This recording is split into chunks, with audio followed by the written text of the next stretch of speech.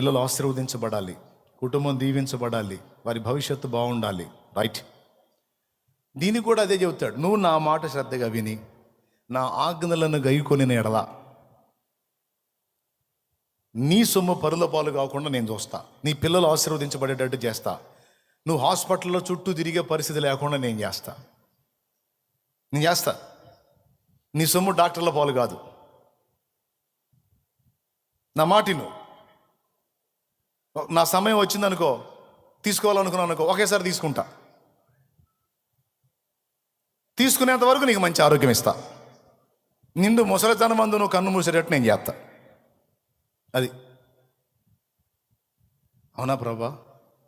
అట్టనే కావాలయ్యా నాకు. అట్లయితే నేను చెప్పింది నువ్వు చెప్పయ్యా, నువ్వేం చెబుతావు? నీకు వరుసగా చెబుతాడు, నువ్వు చెయ్యి. ఆయన చెప్పినాయని నువ్వు చెయ్యి. ఆయన చెప్పి నీ చెయ్యిపోతే అప్పుడు అడుగు, అప్పుడు తగాదేసుకో ఆయనతో. నువ్వు చెప్పినని నేను చేస్తానా, నువ్వు ఇచ్చిన మాట నాకు ఎందుకు నెరవేర్చట్లేదు, నాకు తెలియదు, నువ్వు చెప్పిన నేను చేశాను కాబట్టి నాకు నువ్వు చేయాల్సిందని కూర్చో. నువ్వు ఆయన ఏం కోపడ్డు, నవ్వుకుంటాడు, చేస్తాడు, ఖచ్చితంగా చేస్తాడు. స్తోత్రం. అట్లా సెట్ చేసి పెట్టాడు ఆయన. స్విచ్ అయ్యి ఫ్యాన్ తిరిగిద్ది అన్నట్టు. నేను చెప్పిన మాట విని ఈ విషయంలో ఇట్లా స్టెప్ తీసుకో, నువ్వు దీవించబడతావు అంటాడు. పరిశుద్ధులు, భక్తిపరులు, ఆత్మ సంబంధులు ఆత్మీయంగా దీవించబడ్డారు, భౌతికంగా కూడా దీవించబడ్డారు. కొంతకాలం శ్రమ పడినా తర్వాత వారు అంచెలంచెలుగా దీవించబడి, సంతానం కూడా దీవించబడి ప్రభు కృపలో వర్ధిల్లారు. భూమి మీద కూడా దీవించబడ్డారు, ఆనందాన్ని అనుభవించారు, నిత్యత్వంలో కూడా స్థానం సంపాదించుకున్నారు. ఆయన చూసుకుంటాడు.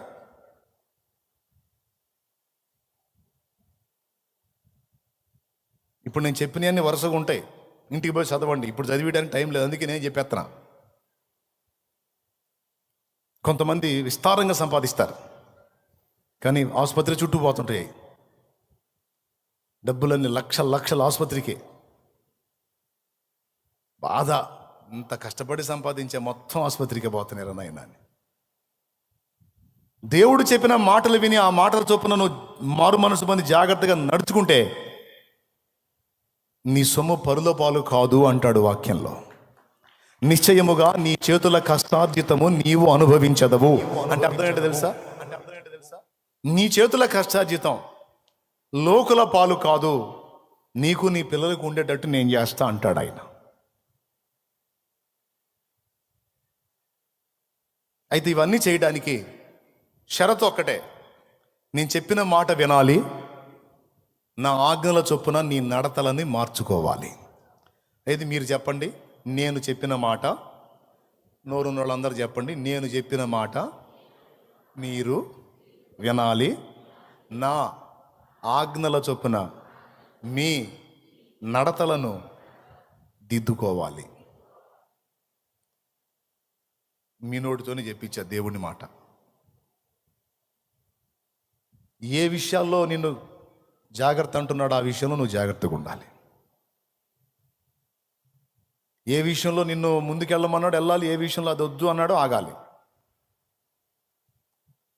అన్న ఇదంతా పాత నిబంధనలో వాళ్ళకి ఇచ్చిన ఈ ఆశీర్వాదాలు, ఆజ్ఞలు కదా, కొత్త నిబంధనలో మనకెట్ట వర్తిస్తాయని ఒకవేళ నువ్వు అంటే నీకు సమాధానం చెప్పడానికి యోహాను సువార్త 15వ అధ్యాయం దగ్గరికి పోతా. నేను యోహాను సువార్త 15వ అధ్యాయము 7వ వచనం దగ్గరికి వెళ్తా. ఒకసారి చూడు.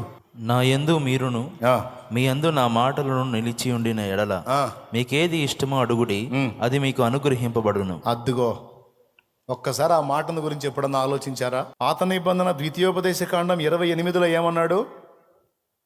నా యందు మీరు దృష్టి నిలిపి నా ఆజ్ఞలను మీరు గైకొంటే ఈ దీవెనలన్నీ మీకు సంప్రాప్తించును. నీవు పట్టణములో దీవింపబడదువో, పొలములో దీవింపబడదువో, నీ గంపయు పిండి పీసుకు నీ తొట్టియు దీవించబడును. భూమి మీద ఉన్న సమస్త జనముల కంటే యెహోవా నిన్ను హెచ్చించును. దేశం యొక్క ఉన్నత స్థలముల మీదుగా ఆయన నిన్ను ఎక్కిస్తాడని ఇంకో చోట వాగ్దానం ఉంది. నీవు తలగా ఉండవు కానీ తోకగా ఉండవు అంటాడు ఇక్కడ. నీ మీదికి గట్టుగట్టు వచ్చే శత్రువులు, ఒక్కటై వచ్చే శత్రువులు, అంతా కలిసి ఏకమై వచ్చే శత్రువులు, ఈ ఒకే రూట్లో వచ్చిన వాళ్ళు 7 దారుల్లో పరిగెత్తేటట్టు నేను చేస్తా. నువ్వేం భయపడు. కేసేశారా, నీ పక్షాన నేను నిలిచి నువ్వు జయించేటట్టు నేను చేస్తా, వాడు ఓడిపోయేటట్టు నేను చేస్తా. నీకు రావాల్సింది నీ చేతికి వచ్చేటట్టు చేస్తా. నిశ్చయముగా నీ కష్టార్జితాన్ని నువ్వు తింటావు. నీ సంతానం ఆశీర్వదించబడిద్ది. నీవు అనేకులకు అప్పిచ్చేదవు కానీ అప్పు చేయవు. నా మాట విని నా ఆజ్ఞల చొప్పున నువ్వు నడిస్తే, నీ హృదయంలో నా మాటకు స్థానం ఇస్తే నువ్వు ఇలా దీవించబడతావు అన్నాడు పాత నిబంధనలో. కొత్త నిబంధనలో కూడా చూడు, నా యందు మీరును మీ యందు నా మాటలు నిలిచున్న ఎడల. మీకు ఏది ఇష్టమో అడుగు. అడగవా, ఏమి ఇష్టం అడుగుతావు, అడుగు, చెప్పు, ఏం కావాలి నీకు. అసలు ఎంత మాట అండి అది, ఎంత భరోసా ఇస్తున్నాడు అసలు.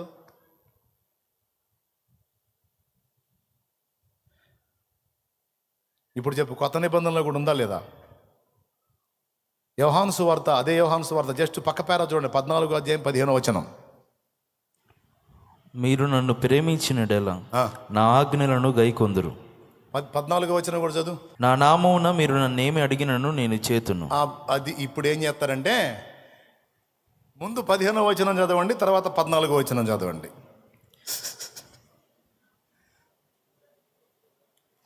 మీరు నన్ను ప్రేమించిన ఎడల నా ఆజ్ఞలను గైకొందురు, నా నామమున మీరు నన్నేమి అడిగినను చేతును. అది మీరు నన్ను నిజంగా ప్రేమిస్తే, మనం ఒకటిగా పాట పాడటం కదా ఎగురుకుంటా, ప్రేమించేదన్ అధికముగా ఆరా. పాట బాగుంది. నిజంగా నువ్వు నన్ను ప్రేమిస్తున్నావా? ప్రేమిస్తే మరి నేను చెప్పి నీ కాకుండా చెత్త వ్యవహారాలన్నీ చేస్తావేరా అంటాడు. మా నిజంగా నువ్వు నన్ను ప్రేమిస్తే నేను చెప్పింది ఏంది, నువ్వు చేసేది ఏంది? చర్చిలోకి వచ్చావు, ఎగిరెగిరి పాడతావు, ఇంటికాడేమో అన్నీ నీ మైండ్కి దోచినట్టు చేస్తావు, కానీ నేనేం చెబుతున్నా నువ్వు పట్టించుకోవు. దరిద్రం మొహం వేసుకొని ఎట్లా బాగుపడతాను అంటాడు. నీకేమో వినపడి సాగదు, ఏం చేద్దాం? స్తోత్రం చెప్పండి, కష్టపడి చెప్పండి, పెద్దగా చెప్పండి, పర్లేదు. చర్చిలోనేమో ఆరాధింత నీ కోసం జీవిస్తున్నా, నిన్నునే అమ్మా నిన్నునే ప్రేమిస్తూ. భయమ్మో, ఎంత ప్రేమ, ఒక్క మాట కూడా ఎందో, ఎంత ప్రేమ, ఒక్క మాట కూడా ఎండో. ఏం ప్రేమ అది, దిక్కుమాలిన ప్రేమ. నిజంగా నువ్వు నన్ను ప్రేమిస్తే నా మాటలను గైకొంటావు. మీరు నన్ను ప్రేమించిన ఎడల నా ఆజ్ఞలను గైకొందురు అన్నాడు. ఒకటే గుర్తు, యేసయ్య చెప్పినవి నువ్వు మానుకొని చెయ్యమన్నవి చేస్తే ఆయన లవ్ చేసినట్టు.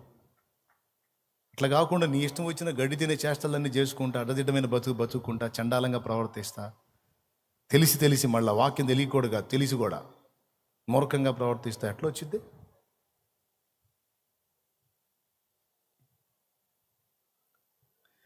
దేవుని బిడ్డగా నీకు కుదరదు. ఒకసారి ఒక దైవజనుడు చెప్పాడు, ఒక ఇంటికి విజిటింగ్కి వెళ్ళాడంట. ఇంటికి విజిటింగ్కి వెళ్తే అంత ఆహారం పెట్టి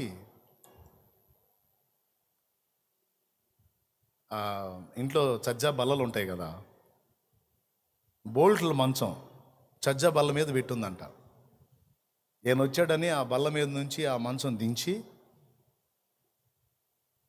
చక్కగా బోల్ట్లన్నీ బిగించి సెట్ చేసి పాష గారు పండుకోండి అని ఇచ్చారంట మంచం. స్తోత్రం. పాపం పండుకున్నాడంట, ప్రార్థన చేసుకొని పండుకున్నాడంట. ఒకసారి వచ్చి తలుపు తీసి చూస్తున్నాడంట. ఎవరు? ఆ గృహస్థుడు, ఆ ఇంటి ఆయన. ఈయనకు డౌట్ వచ్చిందండి, ఒకసారి వచ్చి ఇటు చూస్తాడని. సరే 4-5 సార్లు చూసి వెళ్ళి ఆయన కూడా పండుకున్నాడు. తెల్లారిన తర్వాత వచ్చాడంట. అన్న రాత్రి పండుకున్నారు కదా, మీకేం కాలేదా అన్నాడంట. ఈ మాటని ఆయన గతుక్కుమన్నాడు. ఏం కాలేదని అడుగుతున్నాడు, ఏమైద్ది ఏం అవ్వాలని అని అనుకుని అదేందట్టు అడిగా ఉన్నాడు. కాలేదు నీకేం కాలేదా ఈ మంచం మీద అన్నాడంట. ఏమైంది, హాయిగా నిద్రపోయాను, నిద్ర పట్టింది, ప్రశాంతంగా ఉంది అన్నాడంట. మరి మాకెందుకు అట్ట అవుతుంది అన్నాడంట. మాకెందుకు అట్ట జరుగుతుంది అన్నాడంట. ఏం జరుగుతుంది అంటే, చాలా ఆశపడి కాస్ట్లీ ఖరీదైన టేక్ ఇది, ఇష్టపడి ముచ్చటపడి చేపించానన్న ఈ మంచం. ఆ రోజు నుంచి ఈ రోజు దాకా దీని మీద పండుకుంటే ఒట్టు. పండుకుంటావా, మధ్యరాత్రికి గిరగిర తిరిగి కింద పడ్డట్టు అయిపోతుంది మా పని. కింద పడుతున్నావు. మా ఆవిడ పండుకుంది, కింద పడింది. నేను పండుకున్నా, కింద పడ్డా. పిల్లలు పండుకున్నారు, కింద పడ్డారు. ఒక్కడు కూడా పండుకోలేదు దీని మీద ప్రశాంతంగా. నువ్వు ఒక్కడవే పండుకున్నావు అన్నాడంట. కొన్నిసార్లు కొన్ని విషయాలు మనకు హాస్యాస్పదంగా అనిపిస్తాయి. దైవజనుడు చెప్పాడు. అదేంటి అంటే, ఏమోనన్నా ఎంతో ఇష్టపడి చేయించుకున్నా, కానీ నేను పండుకున్న పాపాను పోలేదు. అప్పుడు ఈయన అడిగాడంట, అబద్ధం ఆడకుండా చెప్పు, ఈ మంచం నువ్వు డబ్బులు పెట్టి కొన్నావా, ఇంకో టైపులో వచ్చిందా అన్నాడంట. అప్పుడు కాస్త అటు ఇటు చూసి, ఇంకో టైపులో వచ్చిందిలే అన్న అన్నాడంట. ఇంకెట్ట పండుకుంటారా దాని మీద నువ్వు? ఎవరినో దోచుకొని, ఎవరినో అన్యాయం చేసి, ఎవరినోరో కొట్టి తెచ్చేసావేడ. సమకూర్చుకోవటమే కానీ దాన్ని ఆనందించవు నువ్వు. సమకూర్చుకోవటమే కానీ సంతోషించవు నువ్వు. ఎందుకంటే పరుల కష్టార్జితం నీకు అది ఆశీర్వాదం కాదు, శాపమైతే. న్యాయంగా నీకు దేవుడిచ్చే దానిలో నుండి నీవు ఆర్జించి దాని మీద నువ్వు పండుకుంటే హాయిగా నిద్రపోగలవు. గడ్డి తినే చేష్టాలు, ఏదో పక్కోడి కష్టాన్ని దోచుకొని దానిలో ఆనందించాలని వెతుక్కుంటే ఎట్లా సాధ్యమైతే? శాపమే వెంటాడిద్ది కానీ దీవెన రాదు కదా. దేవుడేం చెప్పాడు? లంచమో పుచ్చుకొనవద్దు, దీనులను దోచుకొనవద్దు. దీనుడైనా దరిద్రుడైనా సంపన్నుడైనా అన్యాయార్జితం మంచిది కాదు, నువ్వు దాన్ని స్వీకరించొద్దు.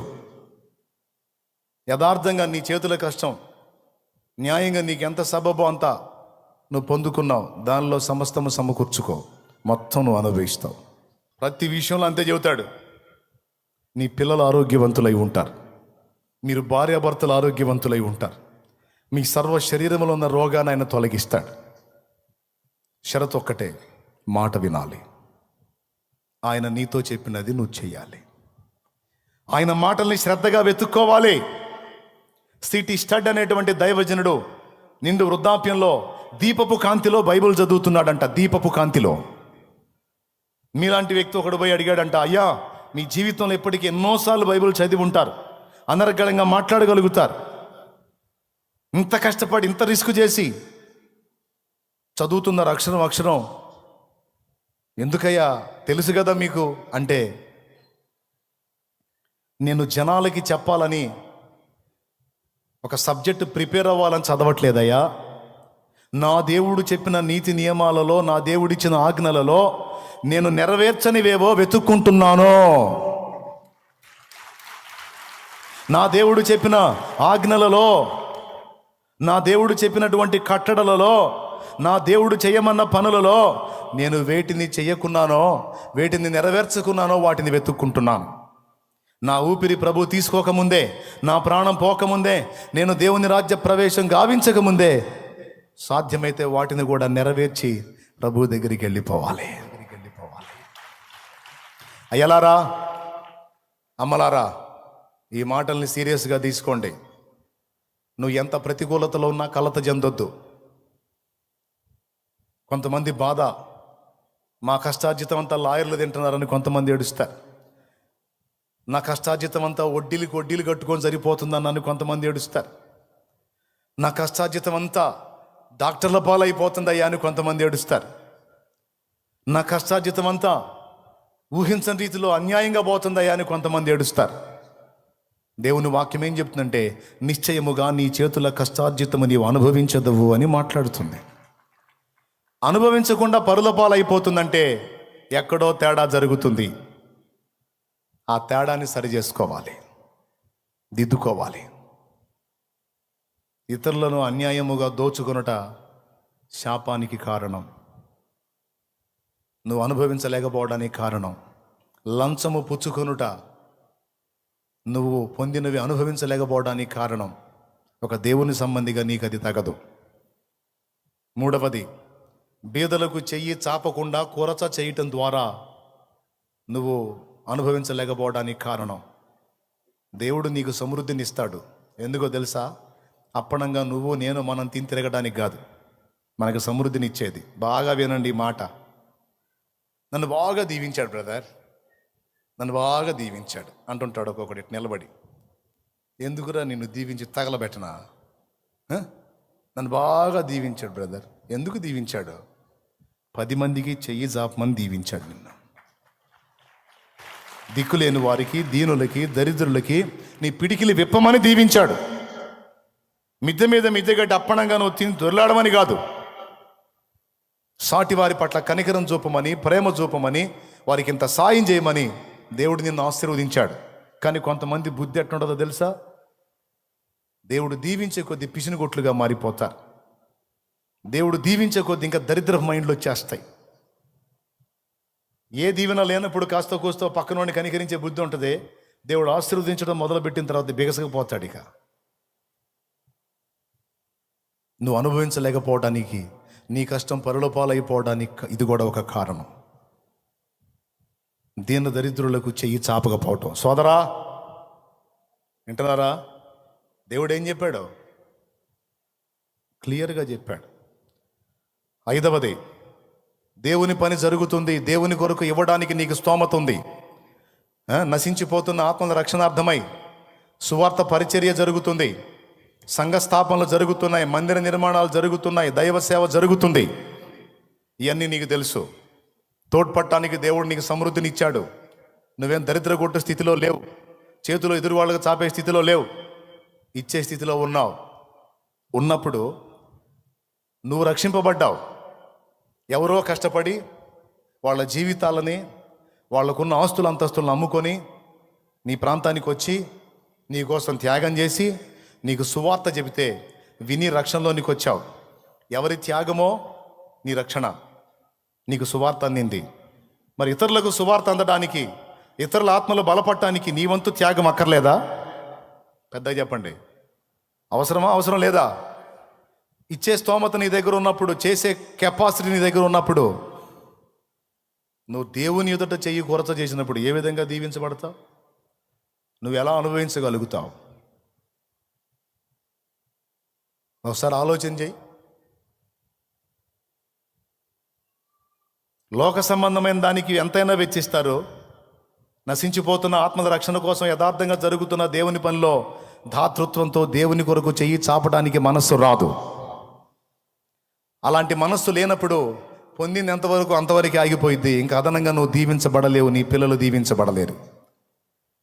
నీవు ఆశీర్వదించబడి ఇంకా అభివృద్ధి చెందాలన్నా, నీ సంతానం ఆశీర్వదించబడి అభివృద్ధి చెందాలన్నా, జరుగుతున్న దేవుని పనిలో నీకు ఇచ్చిన శక్తి మేరకు, శక్తికి మించి నువ్వు దేవుని ఎదుట నీ పిడికిలి విప్పాలి, నీ చెయ్యి చాపాలి. హలో, పైసలను ఆశించి, నీ వెండి బంగారాలను ఆశించి, నీ సమృద్ధిని ఆశించి నేను ఈ మాట చెప్పట్లా. నేను దానోడిని కాదని మీకు తెలుసు, కానీ ఈ విషయాలు చెప్పకపోతే మీరు దరిద్రులై ఉంటారు. దేవునికి ఇవ్వటం, దేవుని పనికి ఇవ్వటం, పరిచర్యకి ఇవ్వటం, ఆత్మల రక్షణ కోసం ఇవ్వటం, సువార్త సేవ కోసం ఇవ్వటం, మందిర నిర్మాణం కోసం ఇవ్వటం, సంఘం కోసం ఇవ్వటం అనేది నేను మీకు నేర్పకపోతే మీరు దరిద్రులై ఉంటారు. అది నేను నేర్పితే, ఇవ్వటం అనేది నేర్పితే బిడ్డ తరం దీవించబడతారు.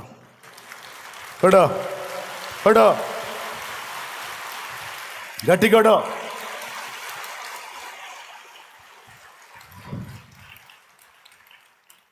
దీవించబడతారు. పాత నిబంధనలో దశమ భాగం అన్నాడు. క్రొత్త నిబంధనలు ఏమన్నాడు తెలుసా? ఒకడిని నేను ఎంత ఆశీర్వదిస్తానో ఆ ఆశీర్వాదం కొలది తోడ్పాటు అందించాలన్నాడు. పాత నిబంధన మలాకి గ్రంథం 3వ అధ్యాయంలో 8వ వాక్యంలో 8వ వచనంలో, మానవుడు దేవుని యొద్ద దొంగిలునా, కానీ మీరు దొంగిలిస్తానే ఉన్నారు అన్నాడు. చూడు ఒకసారి. పాస్టర్లో కూడా వర్తిస్తుంది ఇది. మెయిన్ బ్రాంచి నుంచి ఆయా ప్రదేశాలకు వెళ్ళి సంఘాలు కట్టి సేవ చేస్తున్న దైవ జనాంగానికి కూడా వర్తిస్తుంది. ఎంతమంది ఈ వర్తమానం వింటారో చూస్తా. వెళ్ళి దేవుని సేవ చేస్తున్నారు. దేవుడు మీ చేతికి ఇచ్చిన ప్రతి దానిలో నుండి కనీసం వర్ధిలను కొలది కాస్త పక్కన పెట్టినా కనీసం 10వ వంతు అయినా సరే మెయిన్ బ్రాంచికి రావాలి. ఇంకొకటి చెప్తున్నా, సేవకులకి గతంలో ఒకసారి ఒక ఆలోచన చెప్పా. ఆ దశమ భాగమే నీకు మిగిలితే 3 రోజులకి ఆహారం అదనంగా దొర్లిద్ది అని నువ్వు అనుకుంటే, నేను రేపు దేవుని చిత్తం అయితే చెప్దాం అనుకుంటున్నాను, చెప్తా అది కూడా. లేకపోతే ఇప్పుడు లైవ్లో వింటారు కాబట్టి వాళ్ళు కూడా సేవకులు తర్వాత వింటారు, వాళ్ళు కూడా వినాలి చెప్తున్నా. 1000 రూపాయలు నీ దశమ భాగం అనుకో సేవకుడా. నువ్వు ఇచ్చే 1000 రూపాయలు, ఆ 1000 రూపాయలు నీకు నెల మొత్తం రాదు. కానీ నీవు పద్ధతిని పోగొట్టుకోకుండా, దేవుడు చెప్పిన క్రమమును మేరకుండా, నీకు దేవుడిచ్చిన దానిలో నుండి 10వ వంతు నువ్వు తీసుకొచ్చి ఇక్కడ వెయ్యి. అవసరమైతే 2000 తీసుకొని పో. అడిగి, నాకు ఆహారాన్ని కొదువై ఉంది, అక్కడ సంఘం చిన్నగా ఉంది, సంఘం నన్ను పోషించే పొజిషన్లో లేదు, కాబట్టి నాకు నెల మొత్తం నడవడానికి, నా భార్య పిల్లలు తిని సేవ చేయడానికి నాకు కొంచెం కష్టంగా ఉంది అని నువ్వు అంటే, కొంత రైస్కి, ఆహారానికి, కొంత ఇతర ఖర్చులకి అవసరమైతే నీ దశమ భాగం ఏ అయితే నువ్వు అవసరమైతే 3000 తీసుకొని పో. కానీ పద్ధతి మాత్రం నేర్చుకో. దేవుని సన్నిధిలో కృతజ్ఞతాపూర్వకంగా నీకు ఇచ్చిన దానిలో నుండి ఇవ్వటం అనేది నేర్చుకోవాలి. అది ఒక పద్ధతి, ఒక క్రమం. జరుగుతున్న సేవా పరిచర్య ఎంతో మీకు తెలుసు. మీకు దేవుడు ఒకవేళ కృప చూపుంటే, ఇక్కడే కాదు లైవ్లో వింటున్న వాళ్ళు కావచ్చు, తర్వాత వినబోతున్న వాళ్ళు కావచ్చు, ఎవరైనా సరే దేవుని కొరకు త్యాగపూరితంగా ముందుకు రావాలి, నేర్చుకోవాలి. ఆ విధంగా దేవుని ప్రేమించి, పరిశుద్ధుల్ని ప్రేమించి, దైవ జనాంగాన్ని ప్రేమించి, పరిచర్యకు తోడ్పాటు అందించడానికి దాతృత్వంతో పిడికిలి విప్పేవాళ్ళు దరిద్రులుగా లేరు. వాళ్ళు దీవించబడ్డారు, వారి సంతానం కూడా దీవించబడింది. దీనికి ఎన్నో సాక్ష్యాలు ఉన్నాయి. సో మనం దీవించబడకపోవడానికి ఇవ్వమన్న చేతిని మనం కొరత చేయటమే మన దరిద్రత కారణం. మనం అనుభవించలేకపోవడానికి కారణం. ఎంతమందికి అర్థమైంది? రైట్. ఇంకా చెప్తా. ఇప్పుడు 5 చెప్పా, మరి రాసుకున్నారో లేదా వదిలేశారో నాకైతే తెలియదు. ఇంక నేను మళ్ళీ చెప్పను, వరుసగా చెప్పుకుంటూ వచ్చా. దీన దరిద్రులకు అన్యాయం చేసి వాళ్ళను దోచుకోవటం అనే మొదలుపెట్టి, దేవుని కొరకు ధారాళంగా దాతృత్వంతో పిడికిలి విప్పలేకపోవటం, ఉండి కూడా దేవుడికి ఇస్తే నాకేం వచ్చిద్దని భద్రం చేసుకోవటం వలన ఆ ఆశీర్వాదం అక్కడే ఆగిపోతుంది, అది ముందుకెళ్ళట్లేదు. అట్లా 5 కారణాలు చెప్పా. ఇక 6వ కారణం, దేవుణ్ణి ఎరిగుండి దేవుని మార్గంలో నడుస్తూ కూడా విచ్చలవిడి జీవితంలో కొనసాగుతూ కూడా దరిద్రతకు కారణం, నీ సొమ్ము పరుల పాలు కావడానికి కారణం.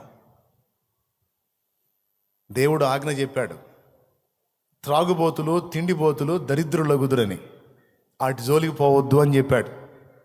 కొంతమంది నా దగ్గరకు వచ్చి చెబుతారు, నేను చాలా కష్టపడతాను అన్నయ్య, చాలా సంపాదిస్తా, ఇదేం దరిద్రమో, పైసా నిలబడట్లా.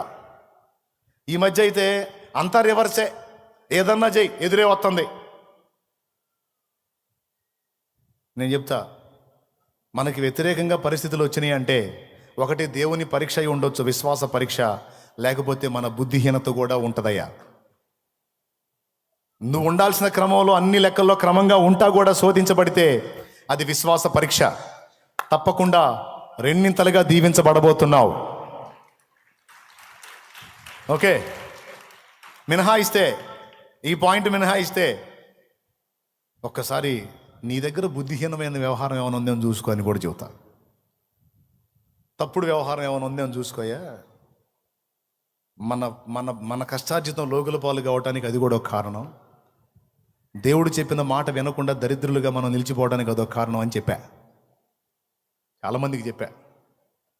అందులో ఒక కారణం, తిండిబోతులు త్రాగుబోతులు దరిద్రులగుదురు అన్నాడు. త్రాగుడు అనే ఒక కళ పుట్టితే చాలు, ఇక దరిద్రం ఎదురొస్తుంటుంది. పాపం ఇక్కడ కూర్చున్న వాళ్ళు, లైవ్లో వినేవాళ్ళు ఎవరన్నా మాస్టర్లు ఉంటే మండుతుంటుంది నన్ను చూస్తే. మా జోలికి కూడా వస్తుంటాడు వీడని నేను ఉన్న సంగతి చెబుతున్నా. నా మాట చెప్పట్లా, సామెతల్లో ఉన్న మాట చెప్తున్నా. త్రాగుడు కూడా దరిద్రత కారణం. అదే నేను తాగితే దరిద్రం వచ్చింది అంతే, నాకేం తెలుసు, వాక్యం చెప్పాడు, ఇంకా అంతే, నోరు మూసుకొని నమ్మాలా. బాగుపడాలంటే ముందు ఆ దరిద్రపు అలవాటు మానుకో. విచ్చలవిడి వ్యభిచార జీవితం శాపానికి అది కూడా ఒక కారణం. కుటుంబంలో ప్రతికూలతలు రావడానికి, దరిద్రత వెంటాడటానికి, ప్రతికూలతలు ఎదురుగావటానికి తెలిసి తెలిసి విచ్చలవిడిగా విశృంఖలత్వంగా పాపం చేయటం.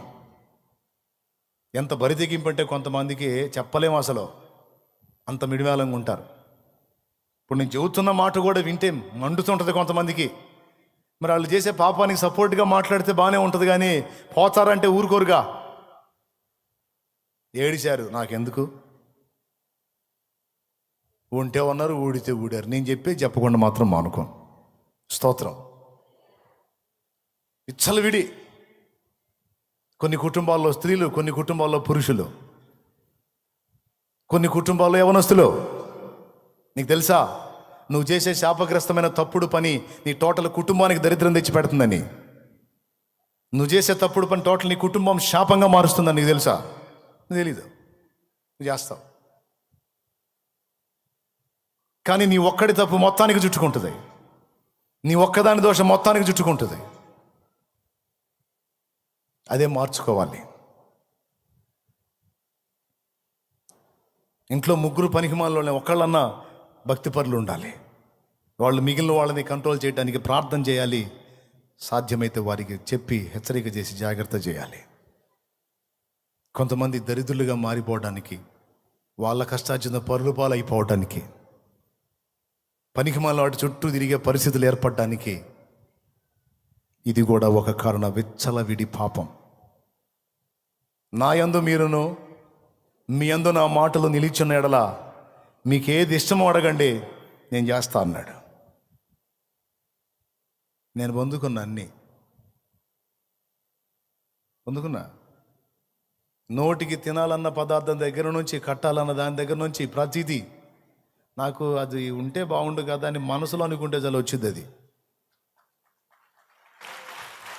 చేశాడు అట్లా. అన్ని పొందుకోవటమే కదా, అవసరమైతే యేసయ్య కోసం శ్రమ పట్టాన్ని కూడా ఫిక్స్ అయిపోయాను. కష్టాలు, బాధలు, ఇరుకులు, ఇబ్బందులు ఏదైనా సరే యేసయ్య ఇచ్చి పొందుకోవటమే కాదు, ఒకవేళ శ్రమలు అనే గిన్నెలో పోతే వాటిని కూడా తాగటానికి సిద్ధంగా ఉండాలి. స్తోత్రం. ప్రభు అన్నాడు కదా, నా తండ్రి నాకు ఇచ్చిన గిన్నెలోనిది నేను ఆశీర్వాదాలు తాగటానికే కాదు, శ్రమలు తాగటానికి కూడా సిద్ధంగా ఉండాలి. ఎందుకంటే ఆ శ్రమల అనుభవం అంతా మనల్ని సంపూర్ణులుగా చేస్తుంది.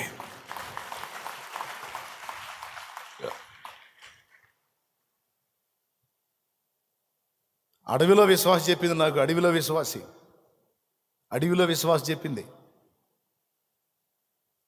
వాళ్ళు ఉన్న గూడెంలో ఆమెకున్న స్థలం మందిరానికి ఇచ్చిందంట. అంతకుముందు కాపుసారాగా సమ్మేవాళ్ళంట, ఆపేసిందంట. అమ్మ, అడవిలో ఉంటున్నారు, మీకు ఏదన్నా రోగమైనా నొప్పి అయినా మరి దగ్గరలో ఊళ్ళు లేవు కదా, ఎట్ట చేస్తారంటే, ఎందుకు వస్తాయి అన్నా అని అడిగింది. అదేందమ్మా, శరీరం ఉన్నప్పుడు వస్తాయి కదంటే, అన్నా వస్తాయన్నా, వచ్చిందా ఆయన స్వస్థపరుస్తాడు. మనం ఒకళ్ళ నోరు కొట్టట్లా, ఒకళ్ళ కడుపు కొట్టట్లా, విచ్చలవిడి దరిద్ర కొట్టు పనులు చేయట్లా, ఆయన మాట చొప్పున బతుకుతున్నాం. ఎట్ట బానిస్తాడన్నా మన కష్టార్జితం లోకుల పాలు ఎట్లా కానిస్తాడన్నా? పానీడన్నా, మనది మనకే నిలుపుతాడు. నాకున్నది అది గూడెంలో ఇచ్చేసానన్నా ఏసైకే ఇచ్చేసా. మందిరం కట్టారు, ఇప్పుడు అందులో ఆరాధన జరుగుతుంది. ఇంకేం కావాలి నా జన్మకే?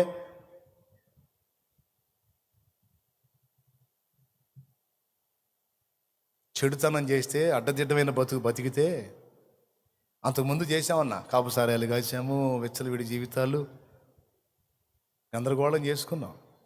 శాపం వెంటాడింది మమ్మల్ని. మా కష్టమంతా లోకుల పాలైపోయింది. ఈరోజు దేవుని మహాకృపను బట్టి మారు మనసు పొందాం. ఆ చెడుతనం వదిలేసాం. ఈరోజు మాకు కలిగిన సమస్తము కూడా దేవుడు దీవించాడు.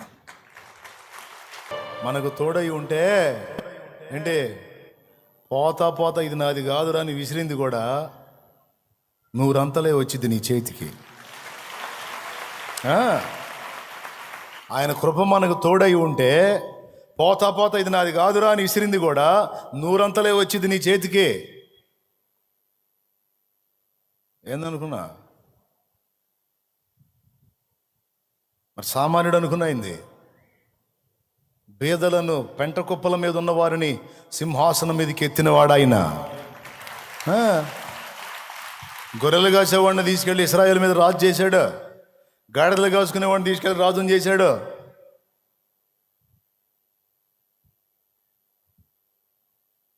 ఆయన ఆజ్ఞలను కనిపెట్టాలి, వాటికి భయపడి బ్రతకాలి. వాటి విషయంలో మనల్ని మనం సరిచూసుకోవాలి. ఆ ఆజ్ఞలన్నిటినీ గైకొని నీవు బ్రతికితే మొట్టమొదటి మాట, నీవు ప్రతిష్ఠిత జనంగా ఉంటావన్నాడు. రెండో మాట, నేను తలగా నియమిస్తాను, తోకగా ఉండవు నువ్వు అన్నాడు. మూడో మాట, నువ్వు పైవాడుగా ఉంటావు కానీ కిందవాడుగా ఉండవు అన్నాడు. నాలుగో మాట, సమృద్ధి దొరుకుతుంది అన్నాడు. నేను ఇక్కడ దేవుని వాక్యం చూపిస్తే శ్యామ్ మొత్తం రాసుకున్నాడు. రాసుకున్నది తెచ్చి నా ముందు పెట్టాడు. ఇక మిగిలిన మీరు రాసుకోండి. ఇంకా చాలా ఉన్నాయి రాసుకున్నాడు. అది తెలివి. టపా రాసుకున్నాడు. పట్టణంలో దీవెన, పొలంలో దీవెన, సమృద్ధితో నింపబడతావు. గర్భఫలము సంబంధమైన దీవెన, నీ పని, వ్యాపార, ఉద్యోగ సంబంధమైన దీవెన, కరువులేమి, సమృద్ధి నివాసం, ఇంట సమృద్ధి నివాసం. అలాగే శత్రువులు నీ ఎదుట నిలవలేరు. నువ్వు లోపలికి వచ్చినప్పుడు దీవించబడతావు, వెలుపలికి వెళ్ళినప్పుడు దీవించబడతావు. నువ్వు చేసే ప్రతి ప్రయత్నంలో, నువ్వు చేసే ప్రతి పనిలో ఆయన దీవెన నీవు చూస్తావు. నువ్వు దేవుని నామాన్ని బట్టి భయపడి ఆశీర్వదించబడిన జనాంగంగా ఉంటావు. అనేకులకి ఇచ్చేదవు కానీ అనేకుల దగ్గర అప్పు చేసే కర్మ నీకు ఉండదు. స్తోత్రం కలుగును గాక. ఇంకా మనోడు రాసుకొని కూడా కొన్ని ఉన్నాయి. భూజనులందరికంటే ఆయన నిన్ను హెచ్చిస్తాడు. దేశం యొక్క ఉన్నత స్థలముల మీద నిన్న ఆయన ఎక్కిస్తాడు. మంచి ఖ్యాతిని, పేరును నీకు రప్పిస్తానని వాగ్దానం. ఇన్నున్నాయి వాగ్దానాలు. అబ్బా ఇవన్నీ నాకు కావాలి ఏసయ్య అంటే, మరి నేను చెప్పిన మాట ఇన్నమ్మా అంటాడు ఆయన. అదొక్కటి వద్దులేను ఆయన అంటే అటు కుదిరిద్దయా? ఇక నుంచి సాధన చేయండి. ఆయన మాటకు లోబట్టం ఇప్పటి నుంచే మొదలు పెట్టండి. మారు మనసు పొందకపోతే ఈరోజు మారు మనసు పొందండి. బాప్తిస్మం పొంది పాపాలు గడిగేసుకొని నా బిడ్డవగా అమ్మని పిలుస్తున్నాడు.